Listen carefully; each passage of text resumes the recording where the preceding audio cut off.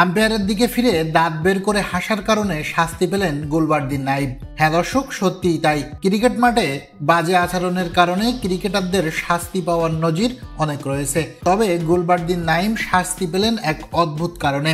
তার অপরাধ, আম্পায়ারের দিকে ফিরে হেসেছেন তিনি। সেই সাথে ডিআরএস নেই জেনেও রিভিউয়ের আবেদন করার কারণে আইসিসির কোড অফ কন্ডাক্টের 2.8 অনুচ্ছেদ লঙ্ঘন দেখিয়ে ম্যাচ ফির 15% জরিমানা সহ তার নামের পাশে যুক্ত হয়েছে 1 ডিমেরিট পয়েন্ট। তবে একটু হাসির কারণে এমন শাস্তি, অনেকেই তা মানতে পারছেন না। তবে গুলবার্দিন হেসেছেন ব্যঙ্গ করে, যার কারণে এমন শাস্তি। ঘটনাটি আফগান জিম্বাবুয়ে দ্বিতীয় টি-20-র 11তম ওভারের। রশিদ খানের ওই ওভারের চতুর্থ বলে এলবিডব্লিউ শিকার হয়ে রায়ান বাল আউট হওয়ার পরের বলটাও নতুন ব্যাটার মুসিকিওর পায়ে আঘাত করে।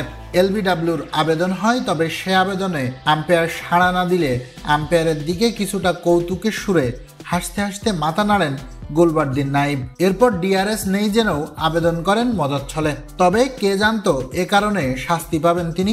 ব্যাপারটা হাস্যকর হলেও গুলবার্দিন নাইবের জন্য অত্যন্ত কষ্টের।